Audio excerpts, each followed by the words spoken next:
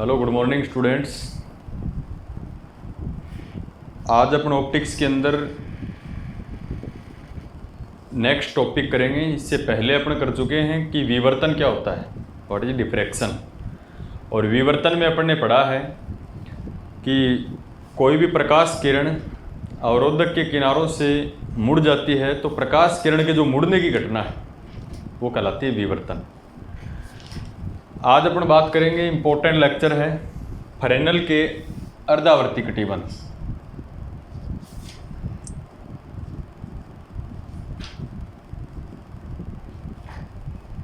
Fresnel के अर्धावर्ती कटिबंध। फ्रेनेल के अर्धावर्ती कटिबंध।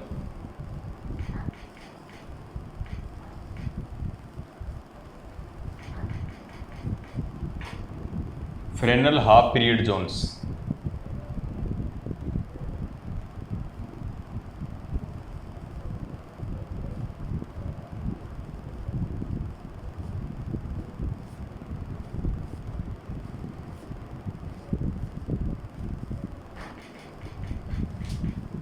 तो फ्रेनेल के जो हाफ पीरियड जोन्स हैं ये काफ़ी इम्पोर्टेंट लेक्चर है एग्जाम पॉइंट ऑफ व्यू से, और कई बार इसको एग्जाम में पूछा जा चुका है। तो फ्रेनेल के अर्धावर्ती कटिबंध के बारे में डिस्कस करते हैं कि होता क्या है। कि फ्रेनेल का जो अर्धावर्ती कटिबंध है, ये इसका क्यों नाम है, फ्रेनेल है साइंटिस्ट। और फ्रेनेल ने जो तरंगागर होता है, अपन ने पढ़े थे कि छोटे क्लासेस में तरंगागर क्या होता है कि हाइगेन ये कहता है कि प्रकाश है वो तरंगागर के रूप में चलता है।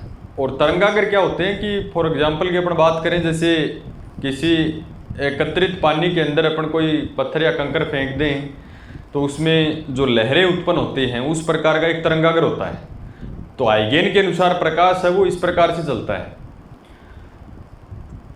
तरंगागर के रूप में चलता है। और तरंगागर को उसने डिफाइन किया है 3 पार्ट्स के अंदर कि तरंगागर है वो 3 प्रकार के होते हैं। समतल तरंगागर, गोलीय तरंगागर और बेलनाकार तरंगागर। सीमित दूरी पर बनने वाले तरंगागर गोलीय या बेलनाकार होते हैं, और असीमित दूरी पर यानी अत्यधिक दूरी पर जो तरंगागर होते हैं वो समतल बनते हैं। हालांकि मैं आपको बता दूं कि तरंगागर गोलीय और बेलनाकार ही होते हैं। जब गोलीय तरंगागर ज़्यादा दूरी पर बनता है तो उसका छोटा सा पार्ट लेओगे तो वो समतल निकलेगा बाहर, इसलिए बोलते हैं कि अत्यधिक दूरी पर बनने वाले जो तरंगागर होते हैं वो कैसे होते हैं, गोलीय समतल होते हैं तरंगागर। तो फ्रेनेल के अर्धावर्ती कटिबंध क्या है, देखो इम्पोर्टेंट फैक्ट है कि सबसे पहले मैं आपको बता दूं कि फ्रेनेल ने क्या किया कि प्रकाश की तीव्रता ज्ञात करने के लिए, find out the intensity of the light, प्रकाश की इंटेंसिटी जो तीव्रता है, चमकने की जो क्षमता होती है प्रकाश की, उसकी तीव्रता को ज्ञात करने के लिए फ्रेनेल ने कटिबंधों का निर्माण किया है। और वो कटिबंध है वो अर्धावर्ती कटिबंध है। वो अर्धावर्ती नाम क्यों पड़ा है इसके बारे में अपन डिस्कस करेंगे। तो तरंगागर को क्या किया, उसने कटिबंधों में विभाजित किया।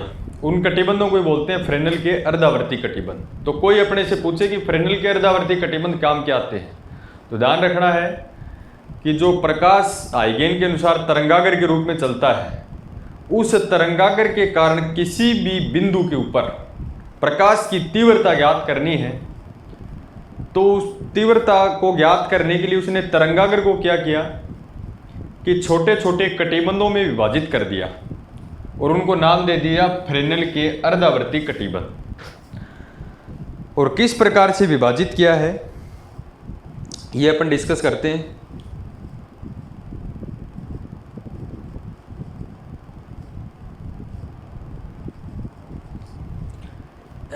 तो इस प्रकार से है, देखो डायग्राम की अपन बात करें तो ये अपने पास कोई समतल तरंगागर है, काफी इंपॉर्टेंट टॉपिक है।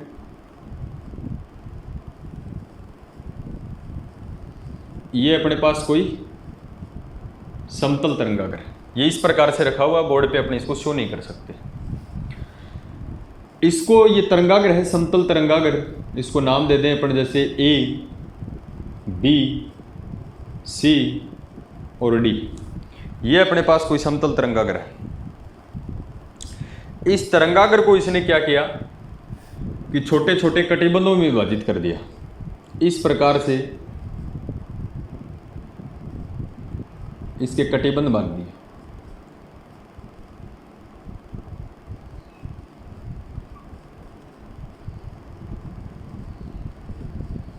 इस प्रकार से यहां कोई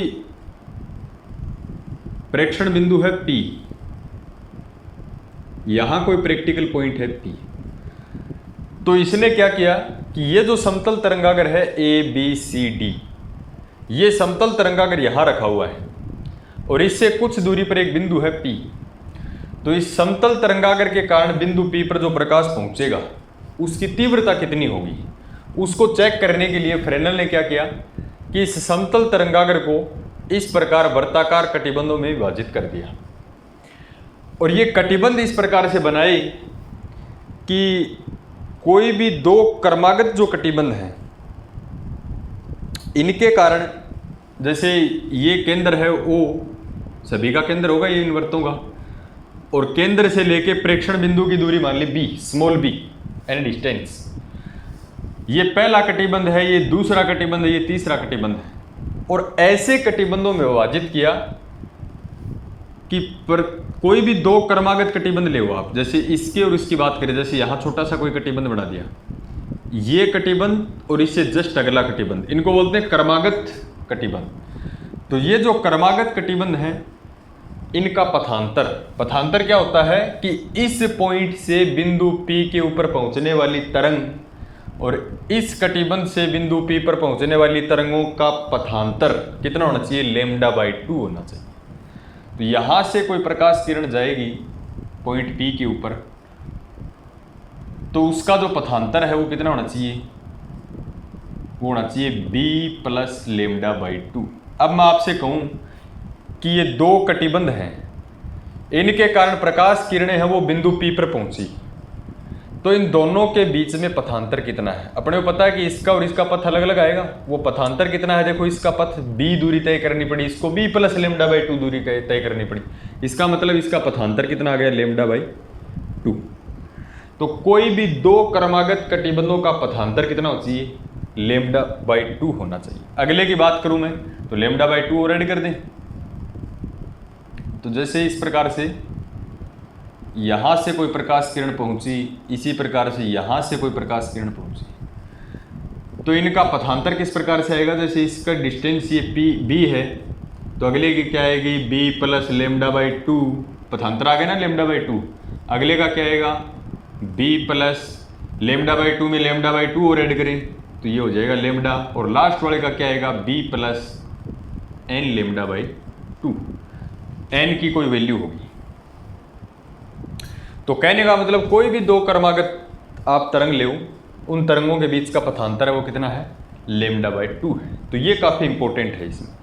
तो आपको ध्यान रखना है कि फ्रेनेल ने क्या किया कि कोई भी समतल तरंगाग्र के कारण बिंदु P पर प्रकाश की तीव्रता ज्ञात करने के लिए इस पूरे तरंगाग्र को ऐसे अनेक ऐसे कटिबंधों में विभाजित किया कि किन्हें दो क्रमागत कटिबंधों का पथांतर λ/2।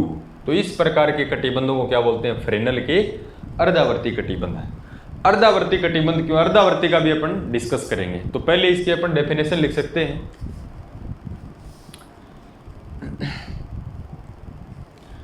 तो क्या लिखना आपको कि फ्रेनेल ने,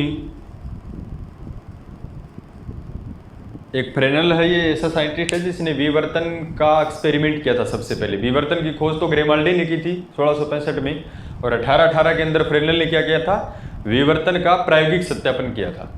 तो फ्रेनेल ने किसी तरंगाग्र के कारण, तरंगाग्र को बोलते हैं वेव फ्रंट, W से शो करते हैं इसको, किसी तरंगाग्र के कारण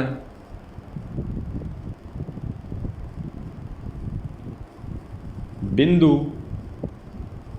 P पर क्या ज्ञात करने के लिए?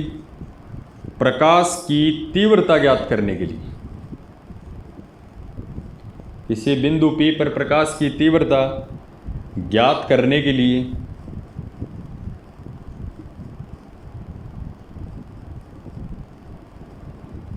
संपूर्ण तरंगाग्र को, ये जो ABCD है ये तरंगाग्र है, संपूर्ण तरंगाग्र को अनेक ऐसे कटिबंधों में विभाजित कर दिया, अनेक ऐसे कटिबंधों में, कटिबंधों को बोलते हैं जोन्स, ऐसे कटिबंधों में विभाजित किया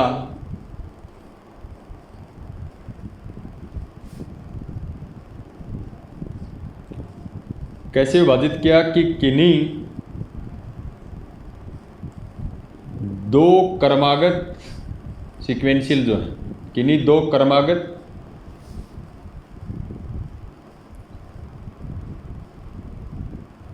कटिबंधों से उत्पन्न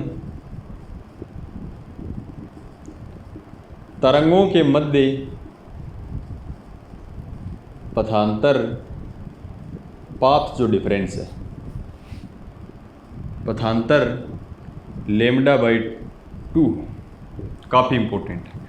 क्या किया इसने, फ्रेनेल ने, ये तरंगाग्र है और इस तरंगाग्र को ऐसे कटिबंधों में विभाजित कर दिया। क्या करने के लिए? बिंदु P पर ये पूरा तरंगाग्र है, जैसे इसके ऊपर प्रकाश डालेगा बिंदु P के ऊपर तो उसकी तीव्रता कितनी होगी, इंटेंसिटी ऑफ द लाइट, उसकी तीव्रता ज्ञात करने के लिए उस पूरे तरंगाग्र को इसने क्या किया, अनेक ऐसे कटिबंधों में विभाजित किया कि कोई भी दो क्रमागत कटिबंधों से उत्पन्न जो तरंगे हैं, जैसे इस कटिबंध से उत्पन्न ये तरंग है, इससे उत्पन्न ये तरंग है, इन तरंगों में कोई भी दो क्रमागत कटिबंधों से उत्पन्न जो तरंगे हैं, इन तरंगों के मध्य पथांतर कितना हो जाए, λ/2 हो। तो ऐसे कटिबंधों को क्या कहेंगे, ऐसे कटिबंधों को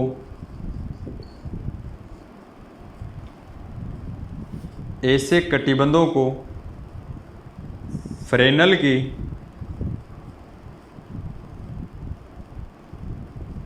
अर्धावर्ती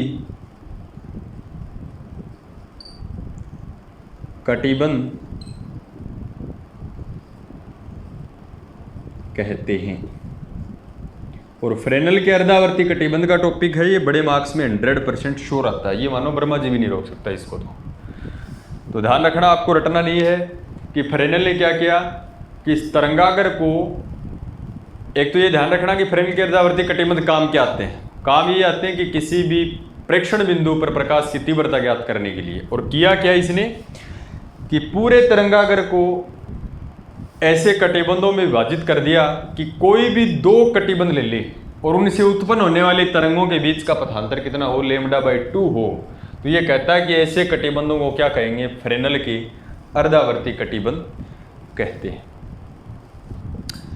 अब अपन डिस्कस करें कि पथांतर का अपने को पता है, अब अपने से ये पूछ ले कि फ्रेनेल के कोई भी दो क्रमागत कटिबंध जो है उनका कलांतर कितना होगा।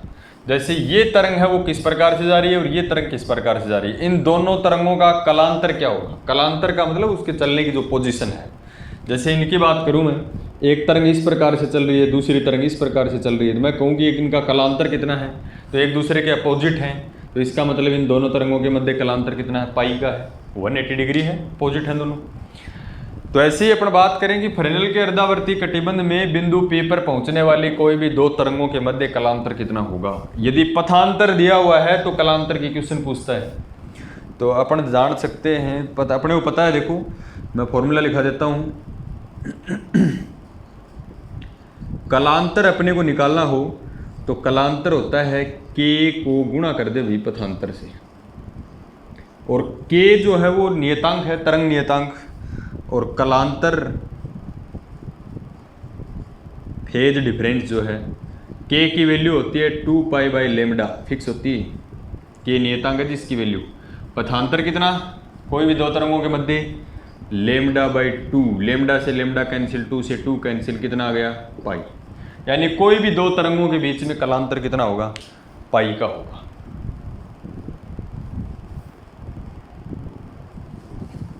अब देखो,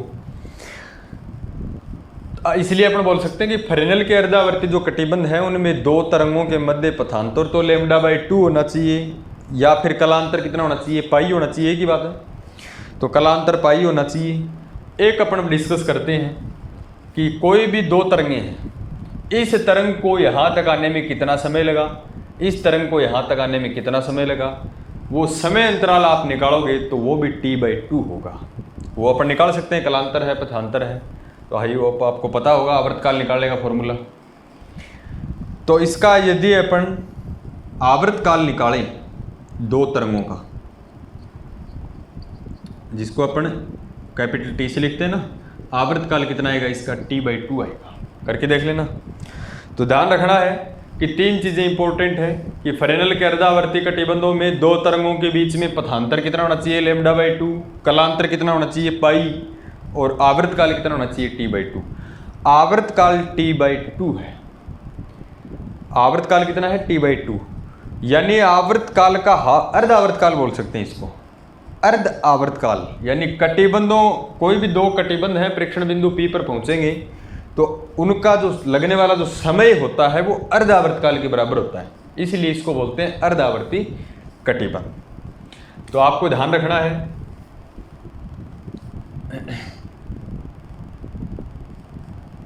कि फ्रेनेल के अर्धावर्ती कटिबंध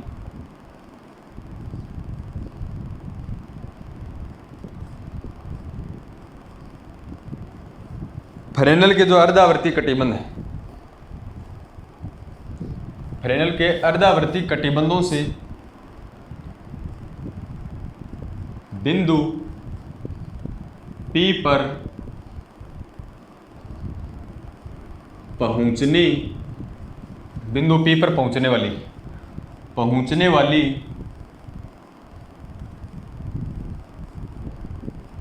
तरंगों के मध्य पथांतर कितना होता है,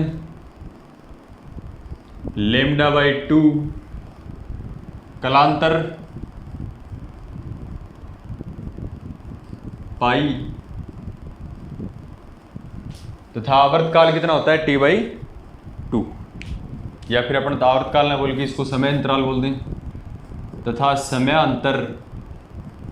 समयांतर का मतलब इस तरंग को पहुंचने में लगने वाला टाइम और इस तरंग के पहुंचने में लगने वाले टाइम का अंतर, तथा समयांतर T/2 होता है। फ्रेनेल के अर्धावर्ती कटिबंधों से, ये जो अर्धावर्ती कटिबंध है, इनसे बिंदु P पर पहुंचने वाली तरंगों के मध्य कलांतर पाई, पथांतर लेमडा बाई 2 तथा समय अंतर कितना होता है, T/2 होता है। इसलिए इसको क्या बोलते हैं, अतः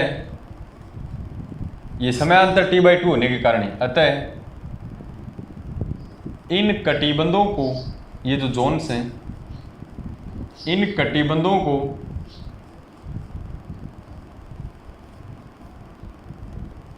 फ्रेनेल के अर्ध आवर्ती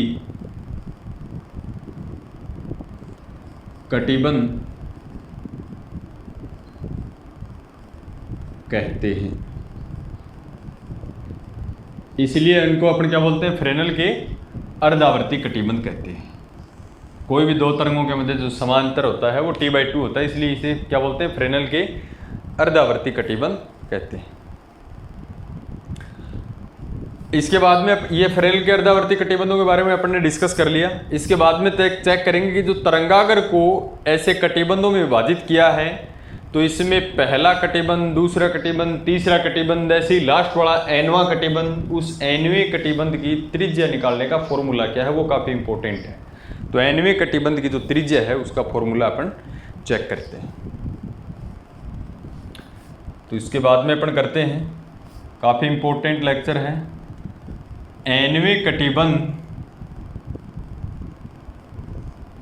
की त्रिज्या। अब एनवें कटिबंध की त्रिज्या इसलिए निकाल रहे हैं कि एनवें कटिबंध की त्रिज्या आ गई तो किसी भी कटिबंध की अपन निकाल सकते हैं, क्योंकि एन की वैल्यू फर्स्ट की चाहिए तो 1 पुट करेंगे, सेकंड की चाहिए तो n इक्वल्स टू 2 पुट करेंगे, यानी radius of nth half period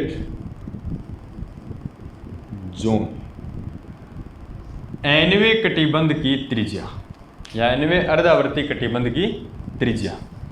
तो इसके लिए क्या करेंगे, अपन एक डायग्राम बनाएंगे और प्योर मैथमेटिकली बिल्कुल इजी सा है, और अपन निकालेंगे उसके एनवें कटिबंध की त्रिज्या। तो कटिबंध भाई ये बनते हैं, मैं तरंगाकार नहीं बना रहा, केवल इस प्रकार से बना रहा हूं।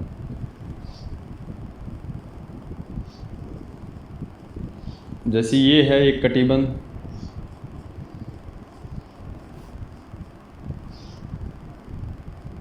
इससे अगला कटिबंध ये है,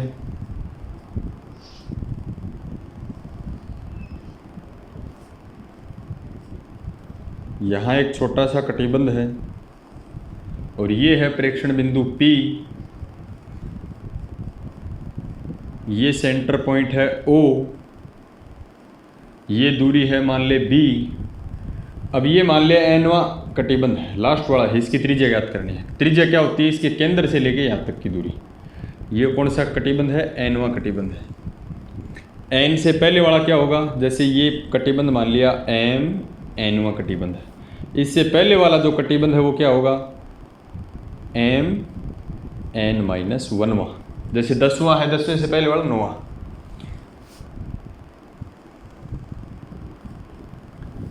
एनवे कटिबंध की ये जो पथ है ये कितना होता है, ये जैसे पहला b है तो एनवे का कितना होता है, b plus n lambda by 2। तो इसका कितना होगा, b plus n lambda by 2। जैसे पहले का b है तो अगले का b प्लस लेमडा बाई 2, उससे अगला b plus n lambda by 2 lambda by 2 add करने जाना है।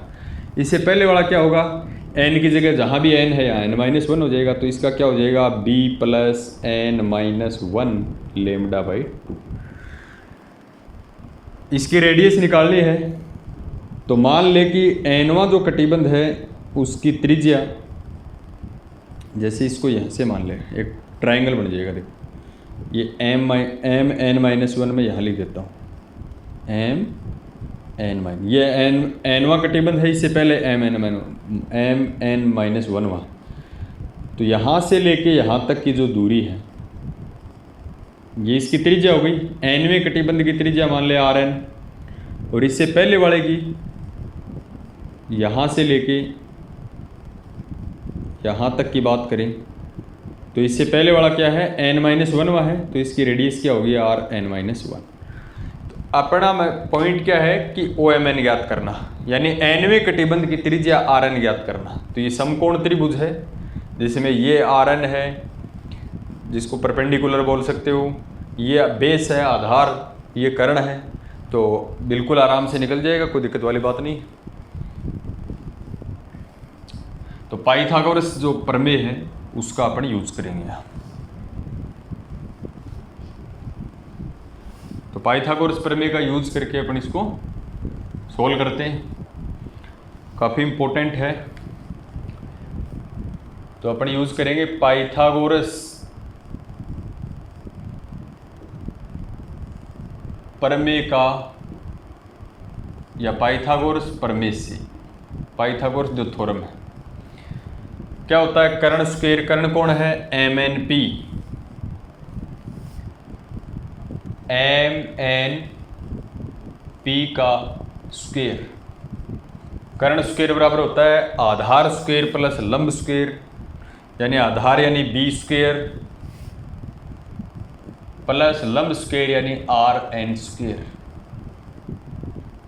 अपने को Rn स्क्वायर चाहिए, तो ये Rn स्क्वायर को यहाँ रखेंगे, ये b स्क्वायर इस साइड में जाएगा माइनस का, तो इसको क्या लिखेंगे, Rn स्क्वायर बराबर MNP square minus b square, then this implies Rn square बराबर, वैल्यू रखो MNP की वैल्यू कितनी है, Mn से लेके p तक की value b plus n lambda by 2, तो b plus n lambda by 2 का whole square minus B square, then this implies R N square बराबर, इसको ए प्लस बी के होल स्क्वायर से खोलें तो ए स्क्वायर यानी B square plus B square यानी N square lambda square by 4, इसका स्क्वायर करेंगे तो प्लस 2ab, तो 2 से 2 कैंसिल, ए बी करेंगे तो B N lambda minus B square से B square cancel, then this implies R N square बराबर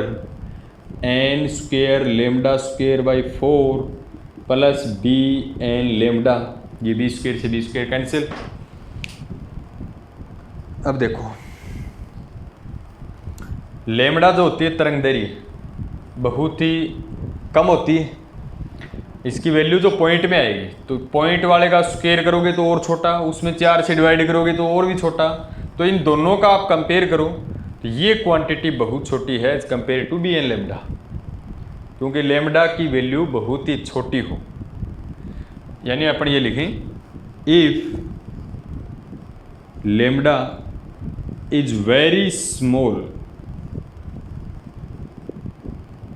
ये कंडीशन हो तभी मैं आगे कर रहा हूं, नहीं तो यहां तक रेडियस आ जाएगी। If lambda is very small then B N lambda, ये जो बी एन लेमडा है इसके कंपेरिजन में ज़्यादा होगा, very very greater than as compare to N square lambda square by 4, ज़्यादा होगा, क्योंकि लेमडा स्क्वायर अपने को पता पॉइंट वाली क्वांटिटी का स्क्वायर करेंगे तो और छोटी बनेगी, उससे 4 से डिवाइड करेंगे तो और भी छोटी बनेगी, तो ये क्वांटिटी जो है वो इसके कंपेयर में बहुत ही छोटी है। तो इसको अपन क्या करें, नेगलेक्ट करें, देन आर एन स्क्वायर यानी एनवें कटिबंध की त्रिज्या बी एन लेमडा, स्क्वायर हटाएंगे तो रूट लग जाएगा, तो आर एन बराबर क्या हो जाएगा बी एन लेमडा, ये एनवें कटिबंध की रेडियस का फॉर्मूला है। इसको थोड़ा सा अपन और भी कर सकते हैं कि b और लेमडा जो है वो कांस्टेंट हैं, n क्या है प्राकृत संख्या है, नेचुरल नंबर, विच है वैल्यू 0 1 2 3, इस प्रकार से 0 तो नहीं होगी, पहले कटिबंध के लिए n बराबर 1, दूसरे के लिए 2, 0 होने का मतलब तो कटिबंध है ही नहीं अपने पास। और मैं इसको क्या लिख सकता हूँ, आर एन एनवें कटिबंध की जो त्रिज्या है वो समानुपाती होगी किसके, रूट n की, काफ़ी इंपॉर्टेंट है, और ये आईआईटी के अंदर क्वेश्चन एंट्रेंस एग्जाम में आ चुका है। तो एनवें कटिबंध की त्रिज्या प्राकृत संख्या नेचुरल नंबर के ऊपर किस प्रकार से निर्भर करती है, यहां मैं लिख देता हूं वेहर एन क्या है 1 2 3, 0 नहीं हुई, यानी नेचुरल नंबर है, नेचुरल नंबर। तो ध्यान रखना है कि एनवें कटिबंध की त्रिज्या प्राकृत संख्या के वर्गमूल के समानुपाती होती है, यानी radius of nth half period zone is directly proportional to the root of natural number. तो एनवें कटिबंध की जो त्रिज्या है वो प्राकृत संख्या के वर्गमूल के समानुपाती होती है। तो ये था फ्रेनेल का अर्धावर्ती कटिबंध, जिसमें रटने की कोई आवश्यकता नहीं है आपको कि काम क्या आता है, अर्धावर्ती कटिबंध किसे कहते हैं और अर्धावर्ती कटिबंध ही क्यों कहते हैं। तो काफ़ी कंपटीशन एग्जाम्स के लिए इसमें काफ़ी इंपॉर्टेंट पॉइंट्स हैं कई, कि फ्रेनेल के अर्धावर्ती कटिबंध में 2 तरंगों के बीच में पथांतर कितना होता है, कलांतर कितना होता है, समय अंतराल क्या होता है, ये सब कुछ, या फिर एनवें कटिबंध की त्रिज्या ज्ञात करने के लिए फॉर्मूला जो है वो प्राकृत संख्या पर किस प्रकार निर्भर करता है, तो वो प्राकृत संख्या के वर्गमूल के क्या होता है, समानुपाती होता है। इससे एनवें कटिबंध की त्रिज्या निकल जाएगी, पहले के निकालने तो n बराबर 1 पुट करेंगे, दूसरे के निकालने तो 2 पुट करेंगे, इस प्रकार से। तो फ्रेनेल के अर्धावर्ती कटिबंध में फिर भी कोई प्रॉब्लम्स है तो आप डिस्कस कर सकते हो।